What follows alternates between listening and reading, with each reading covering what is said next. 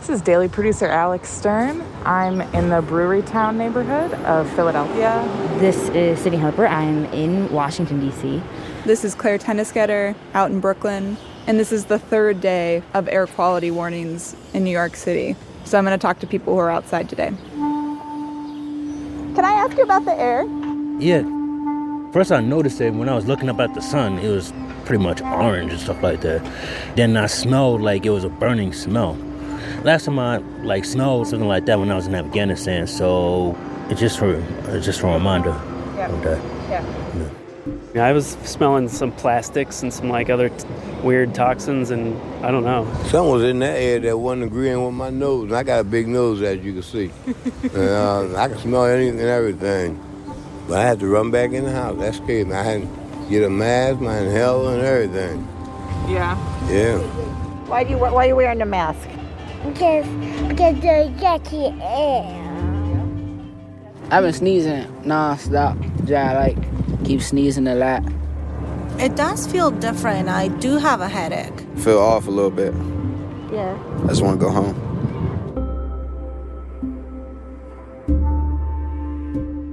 I can feel it in my eyes. I can feel it in my throat. I feel it. It's inside my house. We've had the windows closed, but it's inside my house. And it's sort of like, is this what our future is going to be like?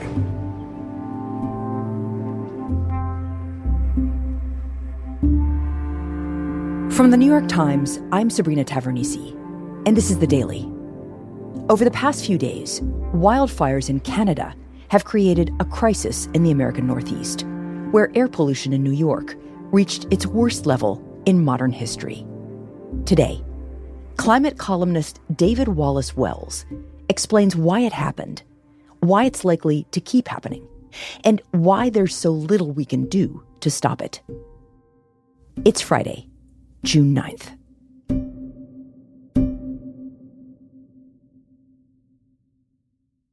David, welcome to the show. Thanks, great to be here. So, David, I'm in Washington, D.C., and I walked my dog this morning. And the air had this very bitter burning smell. Even my dog was noticing it. She kept kind of looking back up at me like, are we still walking? What is this? Now it's lunchtime. I just looked at my phone and scrolled for the AQI measure, which now, of course, we all know what that means, air quality index. And the reading is 175, which my phone tells me is pretty unhealthy. You're in New York. What did it look like out of your window this morning? Things are gray. They're not orange. Yesterday they were orange. The AQI is, I think, about the same level as you're seeing in DC now, which is in the high 100s. But yesterday it peaked well above 400. Over 400? Yeah, and this is a level of pollution that is the worst wildfire exposure in recorded recent history, going back at least several decades in the U.S. Wow. And this is not just unprecedented for a place like New York, which has felt very distant from the threat of wildfire in recent years, but it's really close to unprecedented globally. This is not what the most polluted places in the world are dealing with on a regular basis. It is a dramatic, historic spike, and people have become principally preoccupied with it in a way that has reminded a lot of people I know of the first days of COVID in 2020. Okay, so can you just explain simply, why is there so much smoke and where's it coming from? The basic story is that Canada is on fire. And when I say that, it's not much of an exaggeration. There are out-of-control fires, hundreds of them, all the way from the west coast of Canada, stretching all the way to the east. This is really unusual for this time of year. The last time I checked, the country as a whole had registered 14 times as much burning this year as has been typical in the last decade for Canada. 14 times. And it's compared to the last decade, which was itself an off-the-charts period for Canadian wildfire, because as is happening almost everywhere in the world, fires are getting more intense, more dramatic, in part because of the influence of climate change. And so we're saying even from that totally bonkers baseline of the last decade, this year we are 14 times higher. Now, that's not to say that by the end of the year, we're going to end up with a fire season that's been 14 times as bad in Canada as in previous years. It could plateau, it could slow down. But for this time of year, for May into June, we are dealing with something that is completely unprecedented. And the Canadian Fire Services are totally overwhelmed. They're calling in international support, and they're openly saying that something like the majority of the fires that are burning right now are out of control and indeed beyond their capacity to control. And what does this mean about how long this is going to stick around? I mean, this horrible air. Well, the fires themselves are going to be burning for quite a while, probably months. What determines where the smoke goes, though, are wind patterns that are a little bit more fickle. In this case, we have wind that's pushing the smoke directly south, basically right into the path of New York City. That's a bit of an unusual wind pattern. Probably it will change quickly if it hasn't already. But we can't really see all that far into the future, which means we don't know precisely where the smoke will be carried, say, a week or 2 weeks from now. In the medium term, I don't expect that New York is going to return entirely to clear skies like we had a few weeks ago anytime soon. There's probably going to be some ongoing impact for not just New Yorkers, but people really all around the eastern U.S. So, David, presumably they've had wildfires in the past in Canada, and the smoke hasn't turned our sky orange. Why now? Well, the world is becoming more fire-prone because of climate change, which is warming things, baking things, drying things out, and making them more like ready tinder. And one thing that means is that the character of the fires themselves are changing once they burn. They're able to grow faster and larger. They burn at higher temperatures. I had some folks from CAL FIRE a couple of years ago tell me they now burn so hot that they can turn the silica in the soil into glass. Unbelievable. They can also burn a lot of other material, pieces of metal, pieces of plastic, pieces of rubber. And in part as a result of the intensity of these fires and the extra heat, you end up drawing a lot more of the burned material higher up into the atmosphere. It's an effect of just how hot and how intense the fires are, which allows winds to carry it farther afield. And we know that's going to be happening more and more often, in part because we're actually seeing that already play out. Just a few years ago, the Australia bushfires of 2019, 2020, which is often called the Black Summer fires in Australia, was an absolutely off-the-charts wildfire season. Millions of acres burned. Billions of animals died. They had to rescue Australians off the beach. You know, people were floating in the water, hanging off piers to escape the fire that was right on the shore, waiting for a boat or a helicopter to pick them up. And even in Sydney, the smoke was so thick that ferries in the harbor had to cancel their service because they couldn't navigate the harbor. They couldn't see.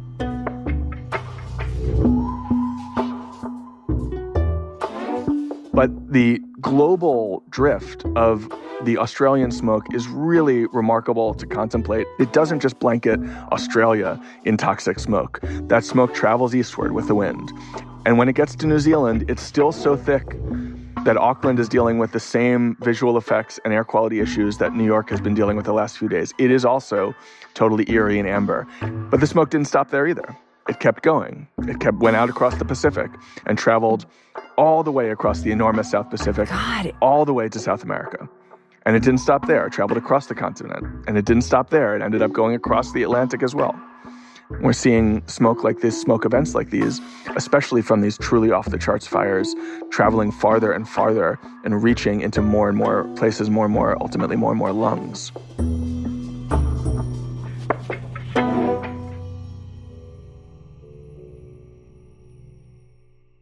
So, David, looking at all of this together, we're seeing hotter fires with smoke that travels farther. And this means that there's bad air in more and more places, including in places that we haven't seen before. There's a pattern here, it looks like. Is this the new normal? Well, I don't think that we're going to be seeing many days like we saw in New York this week all that frequently going forward. They're so off the charts. Wednesday's air quality in New York City was by far the worst that had ever been recorded. And I don't think we're going to be living on that baseline going forward. I don't think there are going to be many days when New Yorkers wake up with air quality above 400, but we are moving in that direction. You know, things are not going to be as safe and stable when it comes to air quality as we've come to assume. That's especially true in the West, when for months out of the year, you can have, you know, a bad fire event and a bad wind day and deal with some really horrific impacts already. But it's even true in places that got used to thinking of themselves as living outside of this particular threat, like New York City and Boston, Philadelphia. These are places that, you know, looked at the West over the last couple of years and, you know, we thought, well, thank God we're not there. Thank God we don't have to deal with that. You know, I often thought, how could you live in California given these threats? Yeah. I know people who moved from California to the East Coast Right. To escape the fires and to escape the smoke. And now it's following them. It's following them. So, not an AQI of 400 as the new normal, you're saying, but, still much less good air. And we'll be dealing with that more and more. And the more that we know about that impact, the worse it looks. It's emerging research. It's developing. The health impacts of pollution generally is a young science. The health impacts of wildfire pollution in particular is an even younger science. But every new paper revises our estimate in the same direction, which is to say it's worse than we thought, and affecting more things about human health and flourishing than we expected. And so not only are more people dealing with more smoke, but our understanding of what that means for those people is darkening too.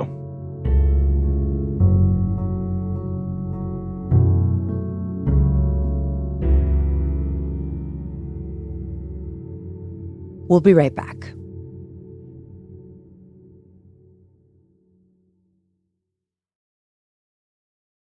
So, David, given that we should expect to see smoke from wildfires continuing to travel great distances, causing bad air and orange skies far from the places that wildfires are actually burning, what's the impact on people? How is this going to affect health? Well, I think the best way of thinking about that is to back up a little from wildfire smoke in particular, because the truth is that the science of those impacts is relatively limited, in part because people haven't been focused on it very long. And most of what has been revealed in the science that does study wildfire smoke suggests that it's quite comparable to other kinds of air pollution that are grouped together in this category called PM 2.5, which has to do with the size of the particular microns in the air. I see. So it's the size of those things that you're actually breathing in. Got it. And we actually know quite a lot about what particulate matter does to our health and can essentially assume that almost anything that we know is caused by it will probably also be caused by wildfire smoke. What that says is really quite grim. 10 million people are dying a year from air pollution. Wow. Globally. And the estimates vary from source to source, but, it's in that ballpark. And even the really lowball estimates are still in the millions. And that number is growing over time, not because the damage is getting worse, but because the more we look, the more impact we see. But how do people die? I mean, how does actually this kind of small particulate matter, as we're all going to have to get used to saying the lingo, right? How does it affect our bodies? Well, unfortunately, in almost every way imaginable. I mean, there are the intuitive ways. You can imagine why breathing really dirty air might exacerbate your asthma condition or even trigger an asthma attack. You can imagine how it could worsen other respiratory diseases, COPD, for instance. But the pollution can also affect you in a lot of other less intuitive ways, some of which we only understand partially, but we do know that the pollution can get into the bloodstream. It can cross the blood-brain barrier. And almost every aspect of human health that you can imagine is therefore affected by it, because this becomes a circulating, pervasive problem for the body. So that means it's not just respiratory diseases, it's also coronary diseases. It raises rates of cancers of all kinds. It has all of kinds of unfortunate and distressing effects on the brain. So it raises rates of Alzheimer's and Parkinson's and dementia, and it changes your risks for schizophrenia and ADHD and autism, depression, suicide. Admissions to mental hospitals go up when there's bad air out. Additionally, it affects your cognitive performance. It changes rates of premature birth and low birth weight, and then it even affects the health of babies in the womb and in the placenta. There have been studies showing that you can find particulate matter on the inside of placentas extracted from mothers who have just given birth. Crazy. And in fact, when you look from a different perspective statistically, you can see the impact on the health and well-being and indeed other measures of flourishing of those children across their lifespan. So you can see the impact, for instance, on their lifetime earnings. And those effects are not gargantuan. It's not like it means that you're going to go from being a billionaire to being impoverished because, your mother walked through one cloud of smoke when she was giving birth to you. But at the population level, you see some really notable and statistically strong correlations that are horrifying, really, especially when you think you may be living in a place that's dealing with more wildfire smoke in the decades to come. Right. I mean, you're saying, clearly the impact of air pollution is bad, but the level of exposure does really matter when we're talking about this, right? Like being exposed to this bad air for a few days, like we were in New York, is very different than, being exposed for extended periods of time.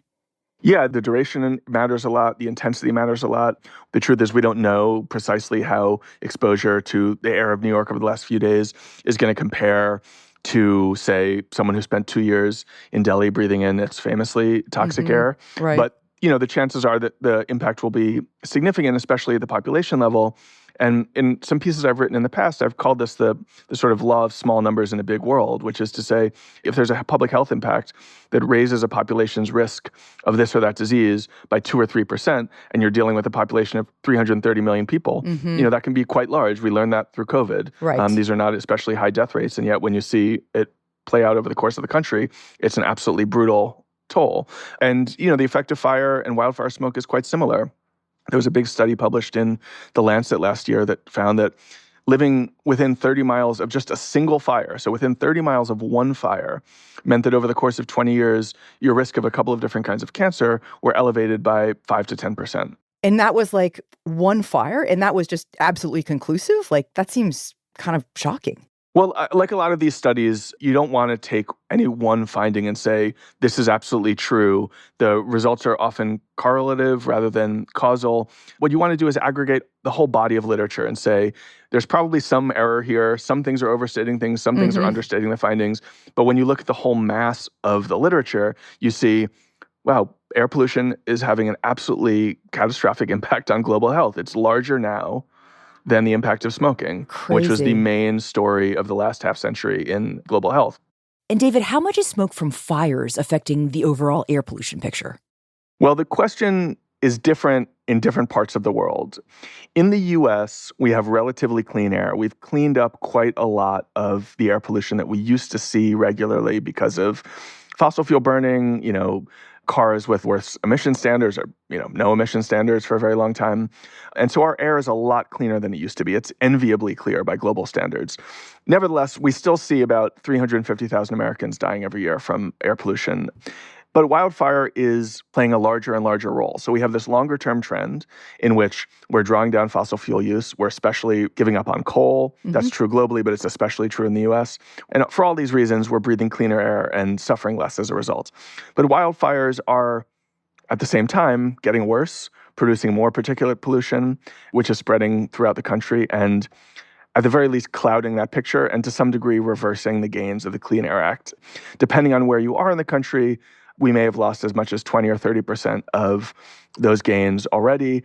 Most scientists don't believe we'll be getting anywhere to a total reversal of those gains anytime soon. But it does mean that if you've based your expectations for air cleanliness on our experience of the last couple of decades, probably that's going to be getting worse from fire. So, David, this conversation is pretty depressing, I'll be honest. Can you give me any hope about the future, about how we solve this problem of wildfires? Well, you can take action both upstream and downstream. So starting with the fires themselves, one of the things that's driving this new fire era is climate change and global warming. And we can limit the effect there by limiting our use of fossil fuels, getting them to zero pretty quickly, and making sure that the planet's temperature rises only a little bit more and not a lot more. That's really significant. It's a huge challenge, as we all know, thinking about climate change in other contexts, but it is meaningful. We can also take action at the level of the forests themselves, which is a transformation that's already underway, in part because more and more people are alarmed at the size and intensity and health threat posed by these out-of-control, totally monumental wildfires. Right. And that's to say, undoing the damage that was done by about a half century or more of fire-phobic forest management. So for many decades, we basically responded to any fire by trying to put it out immediately because we thought all fire was bad. And that's contrary to the way that the landscape really operates. The natural landscape of any forest is for there to be some significant fire almost all the time. Right. But because we spent so long suppressing fire, we now have all of this additional fuel. And Interesting. We are already taking a different approach, which means that we're trying to do more of what are called controlled burns, where we sort of make sure that a certain fire once set will only burn a certain amount of land, and then light it and let it burn ourselves. So that in a future event, when there's a future non-human, accidental, or even human but still accidental ignition, the fire won't spread all that much because a huge chunk of this land will have already burned. There are some complications to this program. It doesn't mean that no air pollution is produced because fire is fire. Right. But if the fires are burning at lower temperatures, through certain kinds of brush, as opposed to big trees, you can reduce the amount of exposure, especially if you do it at the right time when there's not much wind. You can sort of make sure that certain local populations are not exposed. And that means that, presumably as the climate continues to warm over the next couple of decades, we could also be, through those efforts, reducing the amount of fuel it finds to burn. But David, we in the U.S. can't exactly do more to change Canada, right? I mean, that's a more complicated question. Yeah, it's one of the sort of unfortunate mind-bending features of this new science is the way in which the effects of these fires cross not just local boundaries, but national boundaries, even continental boundaries. It is no longer the case that CAL FIRE is just managing Californians' smoke exposure. They're also managing the smoke exposure of many states across the West, and indeed all the way to the other side of the country. And in the instance of this event, we're not even dealing with a cross-country exposure. We're dealing with a international exposure. And, it happens that Canada is a close ally of ours, and there is a way of coordinating some action there. But that's not true for every country in the world. And the farther that these effects travel from their source point, the harder it will be for those affected to take action to control what's actually damaging and impacting their lives. So because this problem has become so dispersed, smoke travels across international borders, right? As you're saying, it's way more complicated to solve. Not unlike how climate change has been hard to solve because, you have to get the whole world on board, and that's very hard to do. Yeah, it wouldn't exactly be easy to solve the problem of wildfire within national borders, but it gets a bit harder internationally. And I think as a result, it's a little more dispiriting than thinking that it's something that we might be able to commandeer some political response to in a more direct way. So, David, given that this is not a problem that's easy to solve, and it's not going away anytime soon, I want to focus on what we can do right now, like practically what we can actually accomplish. Like, what are you going to do to protect yourself with all this smoke in the air? Well, I think everybody probably needs to calibrate their own sense of risk here for themselves. I would say as a broad principle, just keep in mind that, there is a threat out there, but it is not resolvable necessarily at the individual level where that if you take one action or another, it will have this very concrete and predictable impact on your particular health in the next week or in the next month or even the next year. The last couple of days in New York may well be the worst air quality readings of any city in the world anytime this year. And so if you put yourself in a position where you're asking questions like, should I wear a mask outside? Should I go outside? Should I exercise? How much time should I spend outside? Should I open my window? Should I close my window? One way of thinking about that is like if you were taking a trip to what you knew would be the most polluted place in the entire world this year, would you feel comfortable doing those things? Right. My own experience over the last couple of days is I've spent some time outside. I've mostly been inside. I've mostly, when I've been outside, worn a mask, but I've also stepped outside without a mask. My windows have been shut.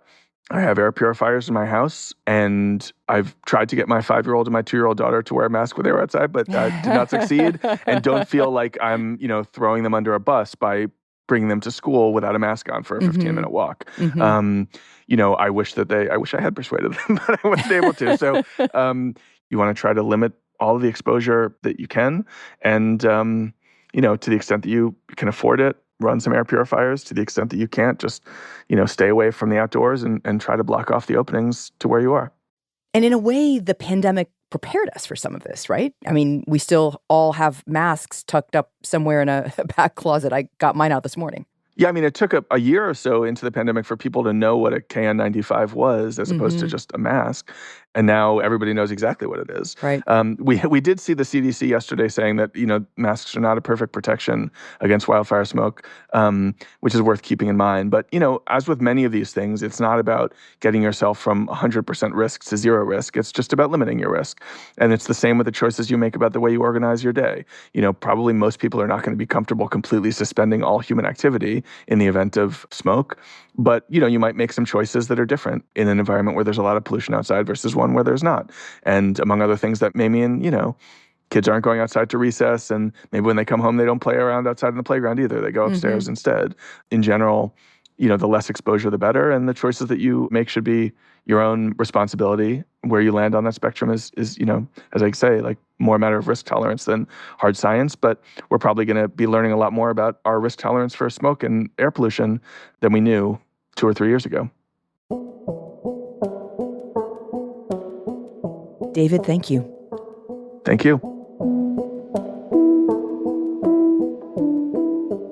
Just want to give a brief update on what's happening with the smog and the smoke. In New York City on Thursday, Mayor Eric Adams said he expected a gradual improvement of air quality. It would be great to see the sun again, but the wind is going to determine that, and we want to continue. But he also said a sea breeze in the afternoon could push the smoke back over the city.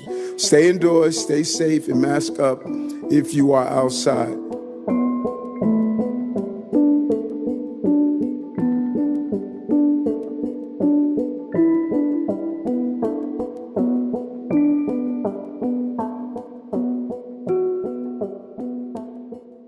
We'll be right back.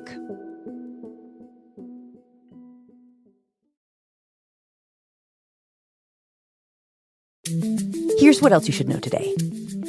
In a surprise ruling, the Supreme Court found that Alabama's Republican-controlled legislature had violated the Voting Rights Act by drawing a congressional map in which black voters make up the majority of just a single district.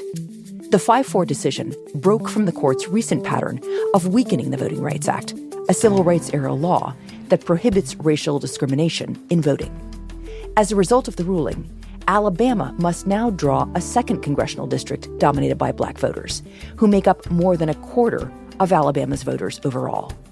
The ruling could complicate Republicans' years-long effort to redraw congressional voting maps across the country in ways that favor members of their own party and frequently weaken the voting power of minority communities. And this is Andrew Kramer reporting for the New York Times. I'm standing in a giant flood zone because one of Ukraine's largest dams was blown up.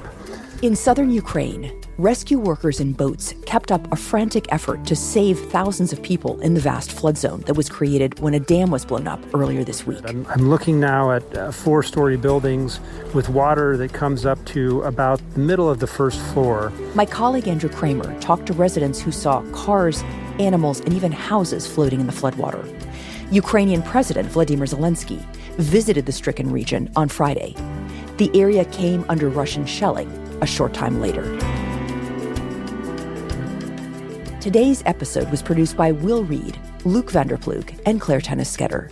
It was edited by Paige Cowett, Michael Benoit, and Devin Taylor, with help from Lexi Diao. Contains original music by Marian Lozano and was engineered by Corey Schreppel. Our theme music is by Jim Brunberg and Ben Landsverk of Wonderly. Special thanks to Judson Jones.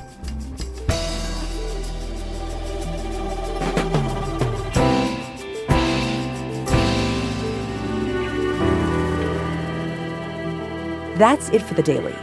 I'm Sabrina Tavernisi. See you on Monday.